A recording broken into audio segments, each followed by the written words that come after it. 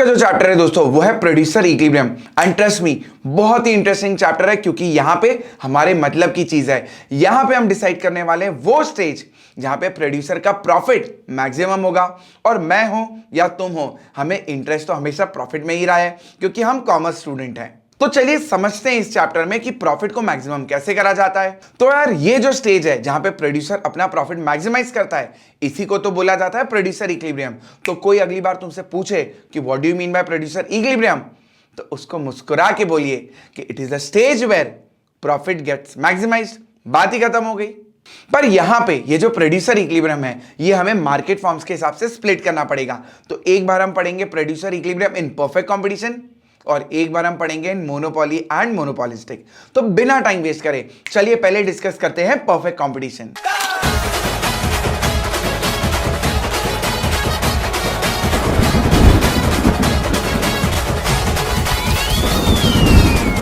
तो दोस्तों, जैसा कि लास्ट चैप्टर में रेवेन्यू हमने बोला था ना कि रेवेन्यू हम कैसे पढ़ेंगे, नमक स्वाद अनुसार। मतलब अब यहां पे भी हमें थोड़ा बहुत रेवेन्यू तो काम में आएगा ही आएगा।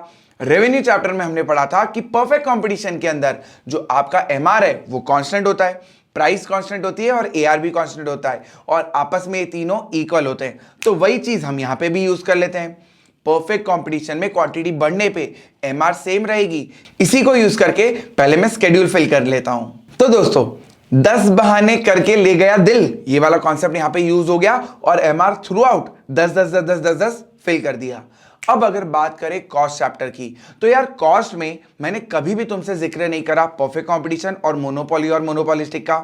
मतलब तो कॉस्ट चैप्टर को कोई फर्क नहीं पड़ता कि आपका मार्केट फॉर्म कौन सा है, कॉस्ट को कोई फर्क नहीं पड़ता। तो कॉस्ट चैप्टर जो है वो है न्यूट्रल। मतलब आप परफेक्ट कंपटीशन की बात करो या मोनोपोली और मोनोपोलिस्टिक की, कॉस्ट का नेचर सेम रहेगा। अब अगर मैं बात करूं मार्जिनल कॉस्ट की, तो तुम्हें याद होगा कॉस्ट चैप्टर में मार्जिनल कॉस्ट का नेचर कैसा था, यू शेप्ड। मतलब पहले फॉल होता है और फिर राइज होता है। तो अब मैं स्केड्यूल इसी बेसिस पे फिल कर लेता हूं। तो दोस्तों, यहां पे जो मैंने एमसी की वैल्यू डाली है मार्जिनल कॉस्ट की, उसको मैंने स्टार्ट करा 11 से। पहले उसको फॉल कराया तो 11 10 9 8 7 और बाद में इसको वापस से इंक्रीज कराया तो 7 के बाद आया 8 9 10 11 और 12। अब हमें दोस्तों करना क्या था, हमें प्रॉफिट को मैक्सिमाइज करना है। और प्रॉफिट कैसे निकलता है, रेवेन्यू माइनस कॉस्ट। तो जब भी आप रेवेन्यू में से कॉस्ट माइनस करोगे तो आपको क्या मिलेगा, प्रॉफिट। तो दोस्तों, मैंने एमआर माइनस एमसी करा तो मेरे पास आ गया प्रॉफिट, क्योंकि रेवेन्यू माइनस कॉस्ट करने पे क्या मिलता है, प्रॉफिट। अब जरा इस शेड्यूल को ध्यान से देखो और मुझे एक चीज का जवाब दो, प्रोड्यूसर कितने यूनिट्स बेचे ताकि उसका प्रॉफिट मैक्सिमम हो। अब यहां पे जिन लोगों ने जवाब दिया कि सर 5 यूनिट बेचने चाहिए, वहां पे प्रॉफिट मैक्सिमम होगा, तो यार वो है ना बहुत मासूम लोग हैं, वो जाल में फंस जाते हैं मेरे। तुमने ऑब्जर्व नहीं करा होगा, मैंने जब marginal revenue minus marginal cost करा तो प्रॉफिट आया, पर ये ऐसा वैसा प्रॉफिट नहीं है बॉस, ये है मार्जिनल प्रॉफिट। तो दोस्तों, अभी जो प्रॉफिट तुम लोगों के सामने है वो है मार्जिनल प्रॉफिट। मतलब 1 यूनिट एक्स्ट्रा बेचने से जो एक्स्ट्रा प्रॉफिट मिलेगा ये वो है। और हमें मार्जिनल प्रॉफिट को मैक्सिमम नहीं करना, हमें करना है टोटल प्रॉफिट को मैक्सिमाइज। और किसी भी चीज में अगर आपको टोटल निकालना है तो मार्जिनल को ऐड कर दो। तो चले करते हैं। तो दोस्तों, अब तुम्हारे सामने आ गया टोटल प्रॉफिट। मैंने मार्जिनल प्रॉफिट को ऐड करा क्यूमुलेटिव फ्रीक्वेंसी की तरह, तो आ गया हमारे पास टोटल प्रॉफिट। अब जरा स्केड्यूल को वापस से देखो और देख के बताओ कि प्रोड्यूसर कितने यूनिट्स बेचे ताकि उसका प्रॉफिट मैक्सिमम हो। जरा देख के बताओ। अब कुछ लोग बोलेंगे 7 यूनिट्स, कुछ लोग बोलेंगे 8 यूनिट्स और कुछ लोग अभी भी कंफ्यूज्ड हैं कि 7 यूनिट्स बोलूं या 8 यूनिट्स बोलूं। तो यार सिंपल सी बात है, जिन लोगों ने बोला कि 7 यूनिट्स, उनका मानना यह है कि अगर 7 यूनिट बेचूंगा तो भी 8 रुपए कमाऊंगा और 8 यूनिट बेचूंगा तो भी 8 रुपए कमाऊंगा। तो 8वां बेचना ही क्यों है, मेरे को क्या एक्स्ट्रा मिला, ये भी बात सही है। और जिन लोगों ने बोला 8 यूनिट, उनका कहना है कि ठीक है ना, दोनों पे अगर 8 ही है तो 8 ही यूनिट बेच देते हैं। लॉजिक क्या लगा इसमें। और जो लोग कंफ्यूज्ड है वो तो यार कंफ्यूज्ड ही है, वो तो किसी कंक्लूजन पे आ ही नहीं पाए। अब मैं यहां पे तुम्हें बोलूंगा कि हमें 8 यूनिट बेचना चाहिए। क्यों बेचना चाहिए, जो लोग 7 यूनिट बोल रहे थे वो भड़क गए, बोले सर क्यों ऐसा 7 यूनिट, 7 बेचने पे भी 8 रुपए, 8 बेचने पे भी 8 रुपए, तो फिर बेच ही क्यों रहा हूं 8वां, चैरिटी करने बैठे हैं क्या। नहीं बाबा, चैरिटी करने नहीं बैठे हैं, समझो बिजनेस करने बैठे हैं। माना कि आपको 8वें यूनिट पे कुछ एक्स्ट्रा प्रॉफिट नहीं मिल रहा, पर एक कस्टमर तो बन रहा है नया। अगर इस बार उस कस्टमर को आपने कम प्राइस पे भी बेच दिया और उसे प्रोडक्ट अच्छा लगा तो वो नेक्स्ट टाइम खरीदने आएगा। दूसरा, अगर आपने उस कस्टमर को जाने दिया तो वो आपके कॉम्पिटिटर के पास जाएगा और कॉम्पिटिटर के वहां से खरीदेगा तो कॉम्पिटिटर स्ट्रांग होगा। तो ऐसे में जाने मत देना, उसको रोको, उसको बोला मेरा दिल बड़ा है, नहीं कमाऊंगा तुझसे प्रॉफिट, ले जा तू तो ये यूनिट भी। पर आपका इंटेंशन क्या है? पहला, आपकी सेल्स क्वांटिटी बढ़ाना, मार्केट शेयर बढ़ाना और कॉम्पिटिटर को मजबूत होने से बचाना। तो दोस्तों, जिन पॉइंट्स में मैंने बात करी उस बेसिस पे यहां पे प्रोड्यूसर को कितने यूनिट्स बेचने चाहिए? 8 यूनिट्स। अब क्या कोई इस शेड्यूल को देख के ये बताएगा कि 8 यूनिट पे कुछ स्पेशल चीज है क्या? जी हां, कुछ लोगों को अपना पढ़ा हुआ याद आएगा तो वो लोग मुझे जवाब दे रहे कि सर 8 यूनिट पे एमआर और एमसी इक्वल है। बिल्कुल सही बात है। तो बिल्कुल सही बात है दोस्तों कि 8 यूनिट पे एमआर और एमसी इक्वल है, ये इसका एक यूनिक फीचर है। पर मैं कहता हूं कि ऐसा तो एक और जगह हो रहा है। तो जी हां दोस्तों, सेकेंड यूनिट पे भी ये स्पेशल फीचर है कि यहां पे भी एमआर और एमसी इक्वल है। तो फिर प्रोड्यूसर इक्विलिब्रियम पे 8वें यूनिट पे ही क्यों है? दूसरे यूनिट में क्या प्रॉब्लम है? एक और कंडीशन है। दूसरे यूनिट पे अगर आप बात करो तो बिल्कुल एमआर और एमसी इक्वल है, पर अगर दूसरे यूनिट के आगे जाओगे तो एमसी वहां पे फॉल हो रहा है। मतलब आगे जाने पे आपकी कॉस्ट कम हो रही है एंड कॉस्ट कम होने का मतलब प्रॉफिट बढ़ेगा। तो कोई प्रोड्यूसर रुकेगा क्या सेकेंड यूनिट पे? नहीं, वो आगे जाएगा क्योंकि उसे पता है कि आगे प्रॉफिट बढ़ने वाला है। पर अगर तुम बात करो 8th यूनिट की, वहां पे जहां पे एमआर और एमसी इक्वल है, अगर उसके आगे नजर डालोगे तो मार्जिनल कॉस्ट बढ़ रही है। एंड बॉस, मार्जिनल कॉस्ट बढ़ने का मतलब कॉस्ट बढ़ रही है, मतलब आपका प्रॉफिट कम होगा। तो अब प्रोड्यूसर आगे क्यों जाए जब उसको पता है कि आगे प्रॉफिट क्या होने वाला है? कम होने वाला है। तो इस पूरे डिस्कशन के बेसिस पे हमें एक चीज समझ में आई कि प्रोड्यूसर इक्विलिब्रियम में कब होगा? जब दो कंडीशन फुलफिल होगी। पहली, MR is equal to MC, and दूसरा, एमसी शुड बी राइजिंग। और एमसी अगर राइजिंग है तो प्रोड्यूसर आगे जाने से बचेगा, वो रुक जाएगा, थांबा। मतलब यही आपकी प्रोड्यूसर इक्विलिब्रियम क्वांटिटी है। तो दोस्तों, ये जो हमने कंडीशन की बात करी, ये है प्रोड्यूसर इक्विलिब्रियम की basic condition. MR should be equal to MC, पहला पॉइंट।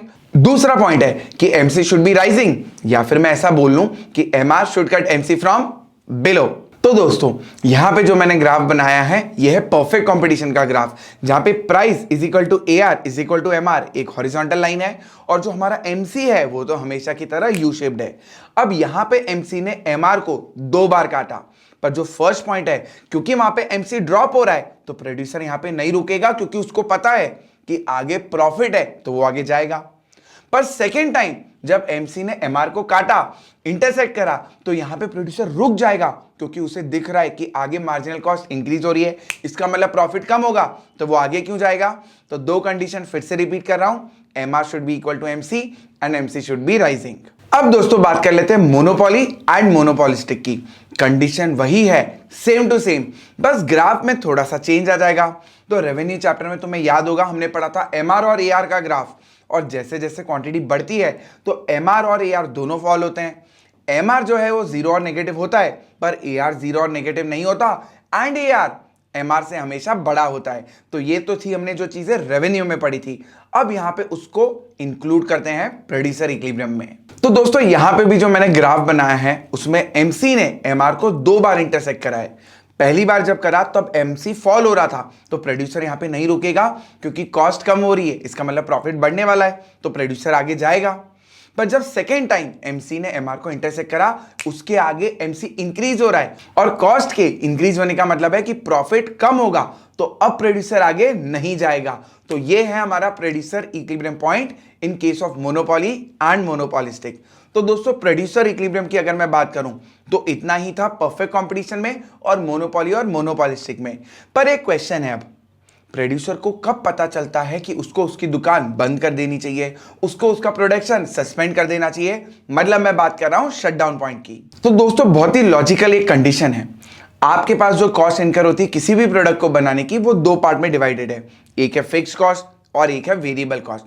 यार फिक्स कॉस्ट तो तभी लगेगी जब मैं प्रोडक्शन बंद कर दूं, क्योंकि मकान मालिक को क्या लेना देना कि प्रोडक्शन चालू है या बंद, वो तो ले रहा है रेंट, पर मंथ के हिसाब से। एक महीने का रेंट देना है मतलब देना है, तुम प्रोडक्शन करो या ना करो रेंट तो लगेगा ही लगेगा। तो ये है आपके फिक्स्ड कॉस्ट। पर जो रॉ मटेरियल है, जो लेबर को आप पेमेंट करते हो पर यूनिट के हिसाब से, ये है वेरिएबल कॉस्ट। और ये तभी पे करना पड़ेगा जब आप प्रोडक्शन करोगे। मतलब अगर मैं मशीन का बटन ऑफ कर दूं, मैं मशीन को बंद कर दूं, प्रोडक्शन रोक दूं, तो ना रॉ मटेरियल का खर्चा होगा और ना ही पर यूनिट जो लेबर पे होता है उसका खर्चा होगा। मतलब मैं उससे बच सकता हूं। अब दोस्तों सोचने वाली बात यह है कि मेरी जो सेलिंग प्राइस है प्रोडक्ट की, मेरा जो एवरेज रेवेन्यू है, अगर वो वेरिएबल कॉस्ट से ज्यादा है, भले टोटल कॉस्ट से कम है। यार मान लो मेरा एक कोई प्रोडक्ट है जिसकी वेरिएबल कॉस्ट है 10 रुपए, और अगर एवरेज बेसिस पे बात करूं तो उसकी फिक्स्ड कॉस्ट है 5 रुपए, तो टोटल कॉस्ट कितनी हो गई? 15 रुपए एवरेज बेसिस पे। अगर मेरा रेवेन्यू है 12 रुपए, तो क्या लगता है मुझे प्रोडक्शन करके ये माल बेचना चाहिए या नहीं बेचना चाहिए? वापस सुन लो, मेरी वेरिएबल कॉस्ट कितनी है? 10 रुपए। एवरेज फिक्स्ड कॉस्ट कितनी है? 5 रुपए। तो एवरेज कॉस्ट कितनी होगी? 15। अगर मैं तुम्हें बोल रहा हूं कि एवरेज रेवेन्यू है 12, 15 से कम, तो क्या मुझे दुकान चालू रखनी चाहिए? क्या मुझे प्रोडक्शन कंटिन्यू करना चाहिए या बंद कर देना चाहिए? जिन लोगों ने बोला बंद कर देना चाहिए वो गलत है, क्योंकि अगर मैं दुकान बंद कर दूंगा तो मेरे पास से बचेगा सिर्फ कितना? 10 रुपए जो वेरिएबल कॉस्ट के थे, पर रेवेन्यू जो नहीं मिलेगा वो है 12 रुपए। तो 12 रुपए आते, 10 रुपए खर्चा होता, 2 रुपए एक्स्ट्रा बचते ना हाथ में, क्योंकि फिक्स कॉस्ट तो वैसे भी लग रही है, मैं प्रोडक्शन करूं या मैं प्रोडक्शन नहीं करूं। तो समझने वाली बात दोस्तों यहां पे यह है कि जब तक, जिस दिन तक, जब तक है जान, वैसे जब तक वेरिएबल कॉस्ट रिकवर हो रही है तब तक आपको अपना प्रोडक्शन चालू रखना चाहिए। पर जिस दिन आपकी वेरिएबल कॉस्ट रिकवर होना बंद हो जाए, उस दिन भैया जाओ और मशीन का बटन बंद कर दो, और उसको तब तक चालू मत करना जब तक एवरेज रेवेन्यू वेरिएबल कॉस्ट के इक्वल या उसके ऊपर ना आ जाए। तो अब शटडाउन पॉइंट का कॉन्सेप्ट क्या है? तो जो लास्ट ऑपरेटिंग स्टेज होता है, आप वो लास्ट मोमेंट जब तक आप अपनी मशीन चालू रखोगे, वो है जब तक एवरेज रेवेन्यू और एवरेज वेरिएबल कॉस्ट इक्वल है। एंड जिस मोमेंट आपकी एवरेज रेवेन्यू वेरिएबल कॉस्ट से 1 रुपया भी कम हो जाए, पहले जाओ पहली फुर्सत में और मशीन का बटन बंद कर दो। मतलब यह है शटडाउन पॉइंट। पर बुक्स में जो शटडाउन पॉइंट को डिफाइन करा गया है वो है AR is equal to AVC। पर यह है वो लास्ट पॉइंट जहां पे फर्म अपना प्रोडक्शन चालू रखेगा। मतलब अगर टेक्निकल तरीके से बात करें तो जिस मोमेंट आपका AR AVC से कम हो जाएगा वो है आपका शटडाउन पॉइंट। दोस्तों बात चल रही है प्रोड्यूसर इक्विलिब्रियम की, और प्रोड्यूसर इक्विलिब्रियम में हम आइसो कॉस्ट लाइन और आइसो क्वांट कर्व की बात ना करें ये तो पॉसिबल नहीं है। पर क्योंकि हमने हमारे प्लेज में, हमने हमारे प्रोडक्शन फंक्शन के प्लेज में ऑलरेडी इसको डिस्कस करा था, तो मैं एक बार सिर्फ ब्रीफली रिवाइज करवा देता हूं कि ये थे क्या। तो आइसो कॉस्ट लाइन किसके साथ रिलेट करा था हमने? बजट लाइन के साथ। ये बताता है 2 फैक्टर ऑफ प्रोडक्शन के अलग अलग कॉम्बिनेशन जो आप अपने रिसोर्सेज के साथ खरीद सकते हो। एंड जो इंडिफरेंस कर्व था उससे हमने रिलेट करा था आइसो क्वांट कर्व को। तो आइसो क्वांट कर्व हमें बताता है 2 फैक्टर ऑफ प्रोडक्शन के अलग अलग combination such that same level of output manufacture होगा, same level of profit earn होगा। और जब अपन इन दोनों को मर्ज कर देते हैं जैसा हम कंज्यूमर इक्विलिब्रियम में करते थे, तो जहां पे भी iso quant curve iso cost line को टैंजेंट होगा वही तो है हमारा कंज्यूमर इक्विलिब्रियम पॉइंट। एंड इस चैप्टर में मैं उसको बोलूंगा प्रोड्यूसर इक्विलिब्रियम पॉइंट। तो प्रोड्यूसर इक्विलिब्रियम पॉइंट कहां पे होगा? जहां पे iso quant curve iso cost line को टैंजेंट होगा। That's it। तो दोस्तों आज के इस 20 डेज प्लेज में हमने रिवाइज करा हमारा प्रोड्यूसर इक्विलिब्रियम। पर अभी ये भी अधूरा है, क्योंकि जब तक मैं फॉर्म्स ऑफ मार्केट के साथ इसको कंबाइन ना करूं तब तक हर एक कॉन्सेप्ट यहां पे डिस्कस नहीं होगा। तो यहां पे भी वही वाली थ्योरी है कि नमक स्वाद अनुसार। तो हम सिर्फ उतना ही कंटेंट पढ़ रहे हैं जितना अभी हमें जरूरत है। अब जो मेरा नेक्स्ट वीडियो आएगा उसमें हम डिस्कस करने वाले forms of market, and forms of market को हम पूरा डिटेल में डिस्कस करेंगे। तो जो भी चीजें रेवेन्यू की और प्रोड्यूसर इक्विलिब्रियम की छूटी है, जैसे सुपर प्रॉफिट, नॉर्मल प्रॉफिट, वो सारी चीजें मैं वहां पे कवर अप करवा दूंगा। तो मिलते हैं हमारे नेक्स्ट वीडियो में, पर उसके पहले रिवाइंड। तो दोस्तों आज के हमारे लेक्चर में प्रोड्यूसर इक्विलिब्रियम में हमने सबसे पहली चीज पढ़ी कि प्रोड्यूसर इक्विलिब्रियम में कब होता है? जब उसका प्रॉफिट मैक्सिमम होता है। एंड अब हमने यहां पे पढ़ा 2 इंपॉर्टेंट कंडीशन। पहली, MR should be equal to MC and MC should be rising. Perfect competition का ग्राफ अलग था और मोनोपोली और मोनोपोलिस्टिक का ग्राफ अलग था, पर दोनों की कंडीशन सेम ही थी। फिर दोस्तों हमने पढ़ा शटडाउन पॉइंट। तो शटडाउन पॉइंट कहां है? जहां पे AR is less than AVC। वो पॉइंट लास्ट ऑपरेटिंग पॉइंट होता है जहां पे AR और AVC इक्वल होते हैं। और अगर AR 1 रुपया भी कम हो जाए AVC से, तो भैया दुकान पे जाओ और मशीन का बटन बंद कर दो। और लास्ट में हमने पढ़ा iso cost line. Iso cost line का मतलब दो फैक्टर ऑफ प्रोडक्शन के अलग अलग कॉम्बिनेशन जो आप गिवन रिसोर्सेज से खरीद सकते हो। एंड लास्ट था दोस्तों iso cost line. Iso cost line का मतलब दो फैक्टर ऑफ प्रोडक्शन के अलग अलग कॉम्बिनेशन जो आप गिवन रिसोर्सेज से खरीद सकते हो। और आइसो क्वांट कर्व दो फैक्टर ऑफ प्रोडक्शन के अलग अलग कॉम्बिनेशन सच दैट सारे कॉम्बिनेशन पे आपको सेम लेवल ऑफ आउटपुट मिलेगा, सेम लेवल ऑफ प्रॉफिट मिलेगा। यही तो है आइसो क्वांट कर्व। और दोनों का जो टेंजेंसी पॉइंट है वो है प्रोड्यूसर इक्विलिब्रियम, उस पॉइंट पे प्रॉफिट मैक्सिमम होगा। तो आज के इस वीडियो को यहीं पे एंड करते हैं, मिलते हैं नेक्स्ट वीडियो में, तब तक के लिए नमस्ते।